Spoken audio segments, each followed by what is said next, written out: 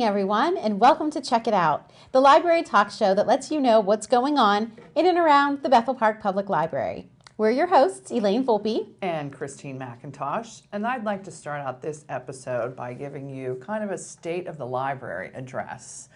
I get from people, even my brother, that libraries aren't used, they're not relevant. It just gives you chills, doesn't it? It makes you cringe. Yeah, because we know what we do, but I think it's a good time to share with you some of the hard numbers of what we do. So we have 32,000 residents in Bethel Park. Almost 50% have library cards. The library is open 68 hours a week, and we do have a staff of 29 fabulous, wonderful people, 7 of which are professional librarians, so that means that they have a master's degree in library science. We answered 42,000 reference questions in 2015, and we lent out, people borrowed 300,000 items. Wow. That's both print and electronic. We have 100,000 physical items in the library, so that's print books, DVDs, CDs, plus really interesting things like we have a Roku streaming video stick that you can borrow, or the GoPro camera. Take a guess, Elaine, how many ebook titles that we have access to as a county? I know it's a lot. You're putting me on the spot. Just take a guess, because I didn't realize that there were this many. Altogether, not just adult, but the young adult, the children's. Altogether, how many e-titles we have access to as a county? I'm going to say 40,000. We have access to 126,000 ebook titles. Wow. So that's adult and juvenile. And also, in addition, you have access, you as a library patron have access to 47,000 audiobook titles. That was more than I thought too. Mm-hmm. So we've had 155,000 people physically walk into the library, which is fabulous, considering that some of the services that we offer, you don't even have to come to the library for. You can download ebooks and audiobooks from home. You can access most of the databases from home. You can search the catalog. You can request books. So we still have a great number of people that visit our library, and many of them regulars. So. Yes. The library hosted 1,600 programs in 2015. That's for both adults, children, teens, with an attendance of 23,000. That's fabulous. That's good. I think it's fabulous. That's great service. 24,000 people used our computers in the library, with an additional 8,000 that brought their own device and utilized our Wi-Fi network. So how do you know? I'm just curious. How do you calculate that? How do you know that if they had their own device? How do you? Because they're logging onto the Wi-Fi network. We require. And you can put any name in, Bugs Bunny or your name, and then it just, anytime someone logs in, it just gives it another click. Oh. I don't know what you do while you're on the Wi-Fi, but I know how many people are. But you can track that, okay. I can track that. One thing we can't track is people that use the library services from home. There's no accurate way at this point to track that, but I know people use it all the time. Oh, definitely. And then I wanted to tell you a little bit about a new service that we actually started offering at the end of 2015, but I haven't really pushed it that much because I wanted to use it myself so I'd be able to explain it. But it's called Select Reads. It's you can sign up for a monthly e-newsletter that will tell you what new books are in a particular genre. So for children, they break it down by age group. So they do, like birth through 2 and 2 to 3 and 4 to 6. And for adults, they do it by broad categories. So it's like all fiction, sports, psychology, self-help. And I kind of found that to be a little too broad because I'm not into all fiction. I don't like suspense and I don't like mystery. So there is a way that you can use a service within that Select Reads. It's called My Select Reads. So you go in and put, like, I'm big on historical fiction. So I went in and typed in historical fiction and I subscribed. So I get a monthly newsletter that tells me the new historical fiction titles that were added. That's great. To the collection, not just to Bethel's collection, but the county-wide. So you can get it. We can get books from anywhere in the county. So it's kind of like having your own personal librarian, Mm-hmm. and you don't have to keep going and searching the catalog to see if some titles have come in. Another thing that you can do, because there are particular authors that I like, there's a thing called author check. So you can put an author's name in, you can choose several favorite authors, and then you will receive alerts when a new book is ordered by one of the libraries in Allegheny County for that author, so that then the link will take you right to the catalog. You can place a hold on it, so you can be one of the first. That's what I was going to ask. So when they get these monthly newsletters There's links with the title, you click on it and it will take you directly to the catalog. It's a clickable link to the catalog. Fabulous. It is. It's fabulous. So how do our patrons go about registering for this service? You can. There's a link on our website. It's in they call it the carousel. I call it the scrolly. The thing that, it Keeps changing. Yeah, so it's in there, but if you scroll down the bottom of our homepage, it's there too. It says Select Reads. It's huge, and it does have a scrolling book jackets of recently acquired books. So Great.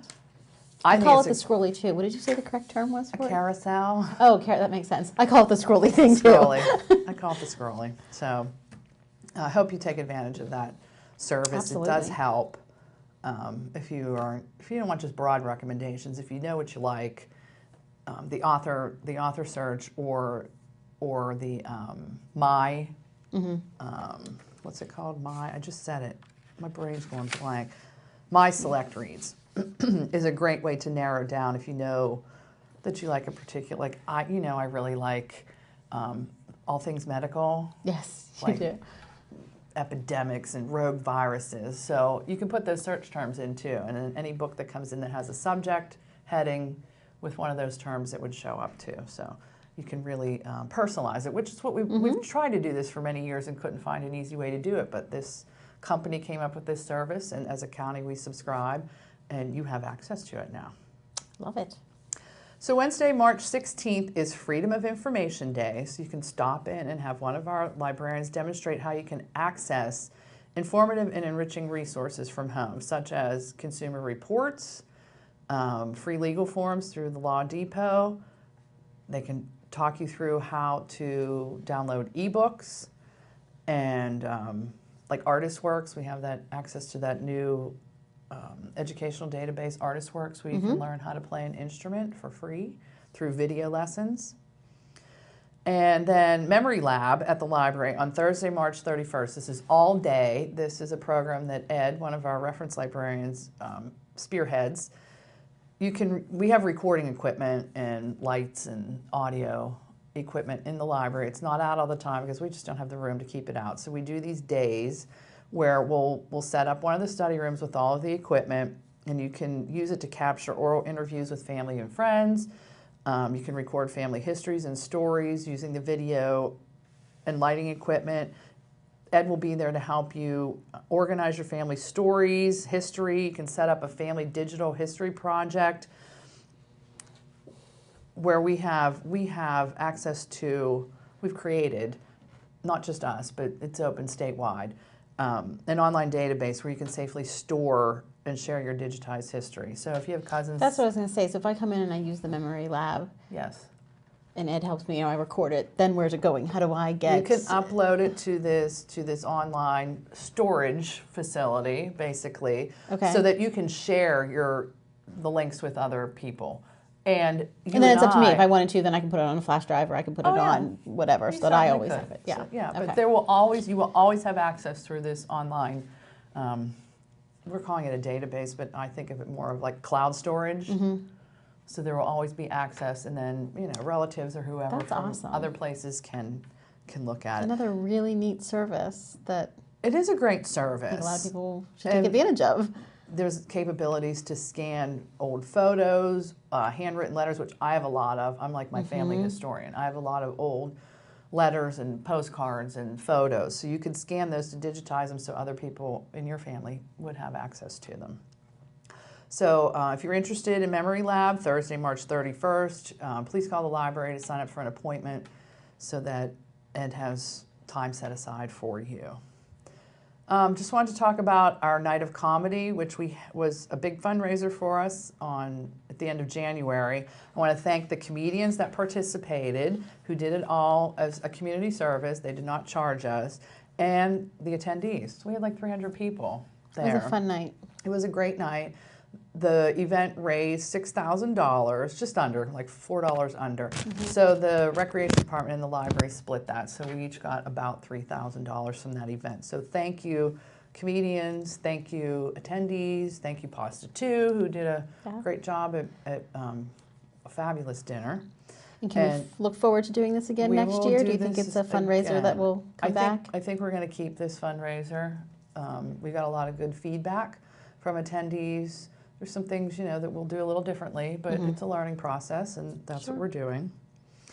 And then also another joint program between the Recreation Department and the library is the Town Hall Speaker Series. So our next speaker is Chris Rodell, who is the author of a book called Use All the Crayons.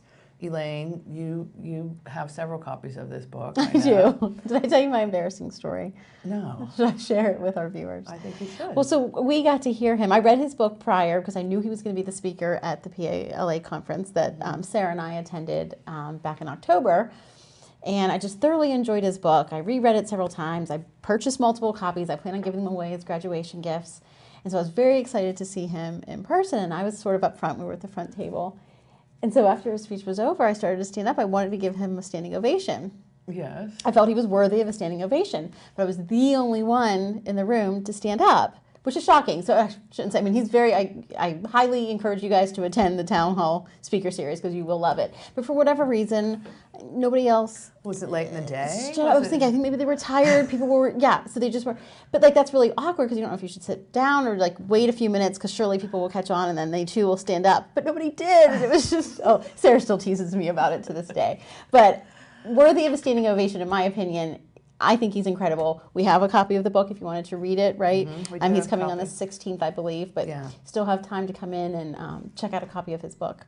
Yes. So that is Wednesday, March 16th at 7:30 at the Community Center. I keep wanting to emphasize that. It is at the Community Center. It is a joint program between the library and the rec department, but we do it at the Community Center because for some of the other speakers, we've had several hundred people. So we cannot accommodate that in any of our spaces in the municipal And that's a busy building. night. There's 5 other programs going on. So if you show up here, there won't be any room to have any other. They'll tell you where to go. Yeah. But yes, he is a fabulous speaker. I know he spoke at the Bethel Park Rotary last year. He's very engaging, engaging. So I hope that you will come out on Wednesday, March 16th to see Chris Rodell. And that is what's going on in the library. So over to me. Over to you. All right. So we are preparing, our spring programs are well underway. And we have missed you guys as much as you've missed us. And I should take probably a little bit of time just to explain why we go on break. I wanted to do that because we've been getting a lot of phone calls as to know when story times are going to start back up.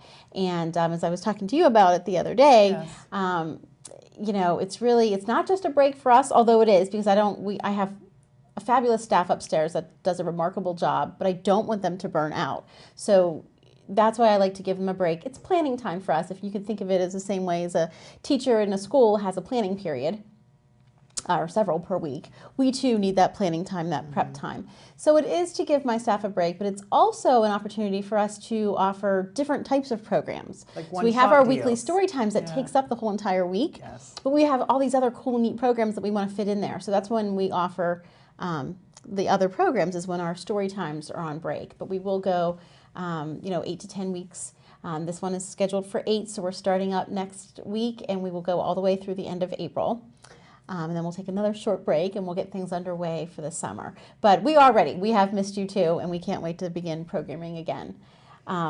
So as I mentioned, all the story times will start back up. That starts on Monday with Giggle and Wiggle. It's a great way to start your week. We laugh and sing songs and act silly together.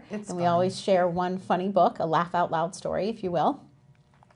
Tuesday is Miss Sarah's Toddler Tuesdays. I do want to note the time change. We are trying, because we've had such big crowds, we want to add a third session, and to better accommodate just our schedules, we're going to do a 9:30, 10:30, 11:30. Okay? Perfect. Yes. I think that's great because I've been in there and there's sometimes 70 people in our We now program have to room, worry and- about safety, Yes. and room capacity Room and how many are capacity. really supposed to be in our program room. So that's why we're doing that. Now, Toddler Tuesdays isn't as big of a crowd. It's 9:30 and 10:30 only. On Wednesday, we have our Mother Goose on the Loose, which is probably our most popular program. So there's a 9:30, 10:30, and 11:30, as I just mentioned. Baby Jam on Thursdays, the same thing. This is for your newborn to your 18-month-old. 9:30, 10:30, or 11:30. You don't have to register for any of these. Just come to whichever is convenient for you. Preschool story time on Fridays, however, is remaining the same. We have a 10 o'clock and 11 o'clock session. Miss Sharon focuses on a letter of the alphabet each week. She's on letter. It's actually, she started up a couple weeks ago just to make sure she can get through all 26 letters. And I forget what letter she's on, but you are welcome to join us anytime. Don't feel like you have to start at the beginning of the You do alphabet. not. And yesterday was Dr. Seuss's birthday. Yes, it was. Saw many posts on Facebook about that. So maybe you celebrated in schools or at home. We are celebrating all month long with a program called Seussitional Fun. So Mondays at noon, right after Giggle and Wiggle ends, Miss Sarah's going to jump in there and do a Dr. Seuss program every Monday this month at 12 p.m. For this one, just so she can prep enough materials, we are asking that you register. Registration started on Tuesday, I believe, March 1st, but there's still plenty of room. So give us a call if you are interested. And that wraps it up for our birth through preschool crowd. We have a lot of fun programs for our elementary age kids. Family fun nights actually start tomorrow. Tomorrow, Friday. Yes, now I'm Tomorrow is losing. Friday. Is our first one. However, there's Goofy Great. Now, see, he's going to make us both laugh, so we might as well Uh-huh. tell our viewers that someone's making yeah. goofy faces at us through the window Our great- and trying to throw us off. Our great public works person that's in the municipal Shout out building, to Greg. Greg Miller. The windows are tinted, but I can still see him, and his silly face His through the silhouette, we know it's him. window. All right. As I was saying, family fun nights. No one is registered for tomorrow nights, but you can still call and get on the list. We are also doing one in April and May, and we're excited. They're family STEM nights. So you're familiar love with STEM and programs. STEAM. So we're going to have a different STEM-related activity. And for those of you who don't know, STEM stands for Science, Technology, Engineering, and Math. And we're going to have a program or an activity each time that the family does together. That's fabulous. Yeah, so get on board for that, April 1st and May 6th. So it's coming up. We have our American Girl Tea Party. I love this. This is a great, fun event. Yes. You don't have to own an American Girl doll to come. You can bring any doll. You can just bring a friend. You can just come yourself. But tickets for a pair is $25, and then each additional ticket is $10. Yes, and that works out well. So if you have, a mother and daughter and another daughter, Right. yeah, it works out well. You can add another ticket for Exactly. $10. And there will be great games and crafts that we have at the table. Tea, of course, a light lunch. New this year, we're going to do a fashion show where you'll have the chance to walk with your doll, if you bring her, up onto the stage and then around the community Oh, room. wonderful. That Yeah. is new. Yes, it's new and we're very excited. Now, I don't know the historical doll, if you're familiar with Mary Ellen, right? Is No, that her I'm name? not familiar with them anymore. I used to be up Mary on Ellen. them, but So she's from the 1950s. So we're encouraging people to dress like the 1950s. If you have a poodle skirt, I'm making one. this is the time to wear it. Break out those saddle shoes. Oh, I don't have saddle But what else in the shoes. 50s? You could even wear like cuff jeans and Oh, I like could wear cuff with a scarf jeans around your neck. with a scarf I and a might do that. ponytail. Yeah, that's what Yeah, I'm gonna do. I think I'll do that. So and the fashion show is gonna be a lot of fun. Plus, your $25 ticket earns you one chance to win Mary Ellen. We will purchase that doll soon and have her on display. The American Girl Doll of the Year. Yes. Well, no, usually, but we're not doing the doll of the year. She's the Oh. historical doll of the year. Excuse me, I didn't realize there were different Yeah. categories now. I know. So Mary Ellen is the historical doll. Okay. Just to clarify. So if you would like tickets, stop in person and to pick those up. We will take cash or check. And the actual event is on Sunday, April 3rd at 2 p.m. at the Bethel Park Community Center. So looking forward to that.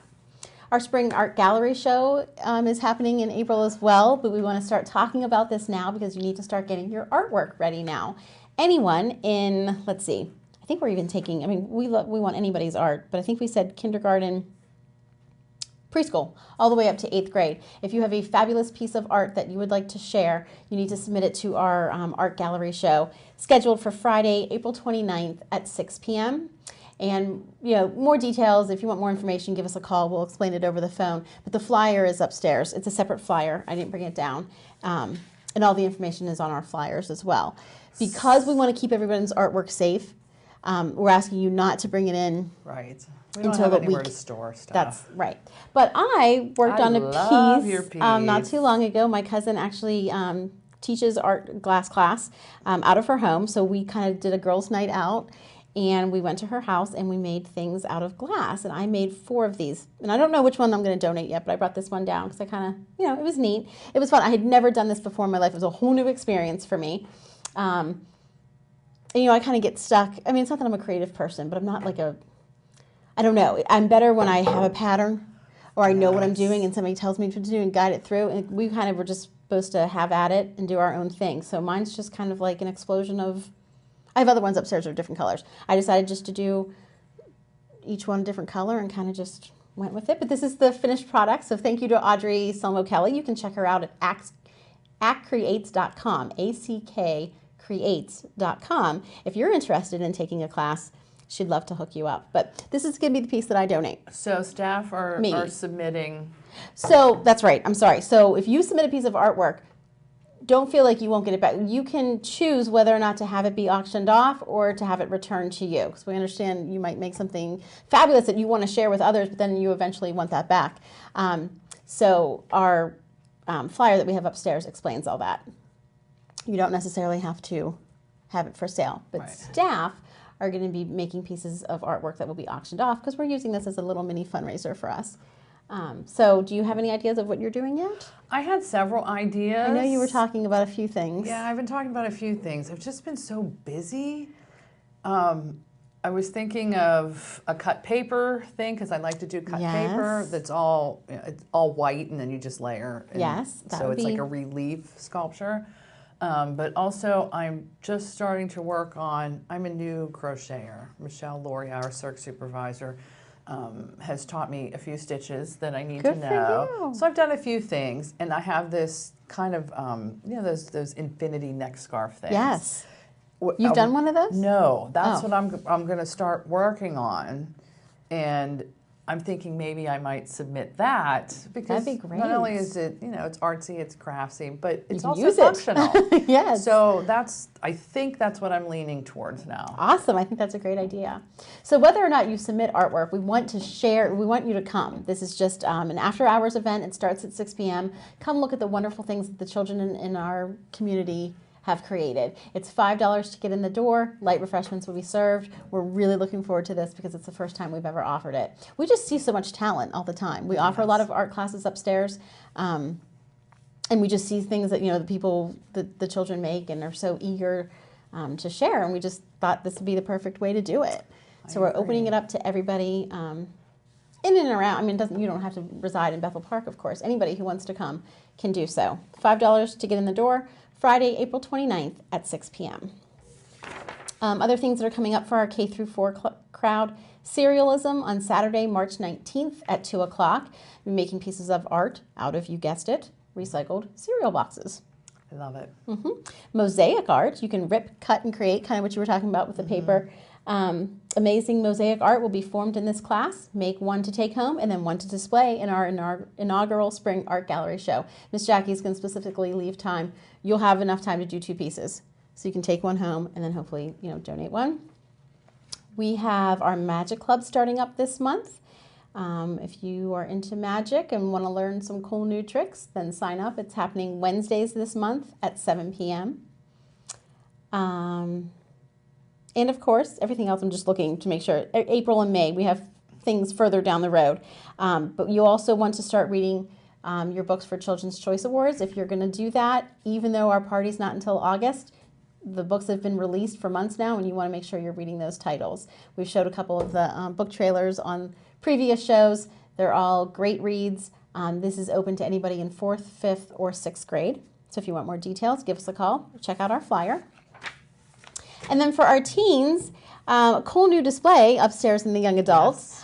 We have a rainbow of books that Miss Sarah has displayed for all of you, and kind of piggybacking on the Skittles. Taste the rainbow. Yeah, Taste the Rainbow. If you check out one of these titles upstairs, we'll give you a bag of Skittles.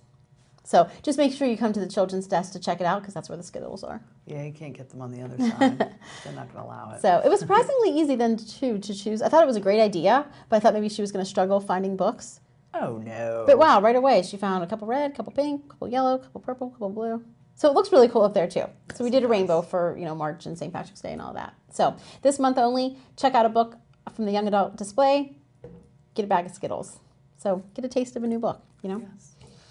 Pi Day is coming up. Pi is in 3.14. Yes. It's on March 14th. You can come celebrate with this mathematical day with games, crafts, and of course, pie. And we will be serving PIE pie. Lovely. I'll be over. That's Anytime March that's 14th good. at 8 p.m. Graffiti art. Now this sounds interesting to me too, like scribble and scratch art. Like My nephew is a tattoo artist, also a plumber, but he did a lot of graffiti on canvases as a teenager, and also a few on some buildings that he was young. All I can say is he was young, and he was he signed his name, so I was just going to they say knew where to find him. And so we, geared him into doing it on canvas. So it's incredibly creative. Mm-hmm. They all, Get really creative with the it. artists all have different kind of signature techniques, Mm-hmm. and I think it's beautiful. So Absolutely. We had that scheduled for March 16th, and there was a lot going on that night. So we actually rescheduled this program, and I didn't write down the new date. So if you're interested, give us a call. We'll tell you over the phone the rescheduled date. But it's going to be at 7 o'clock on a Wednesday coming up here. And, I think that's about all. I just wanted to make an announcement that the library will be closed for Easter Sunday. We are Yes. open on Sundays, but for Easter we will be closed so that you And we and are our open, staff. I'm sorry to interject, but Yeah. Good Friday. A lot of people question if we're open Good Friday, but we are. We are. We're there. We're there. We all go to fish fry. Well, not Elaine. She doesn't like fish, but. So just a reminder, we will be closed on Easter, and happy Easter to everyone. The library will be open Monday at 9 a.m.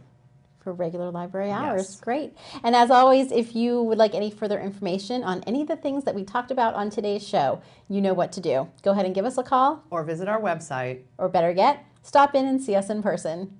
Until next time, everybody, Goodbye. take care.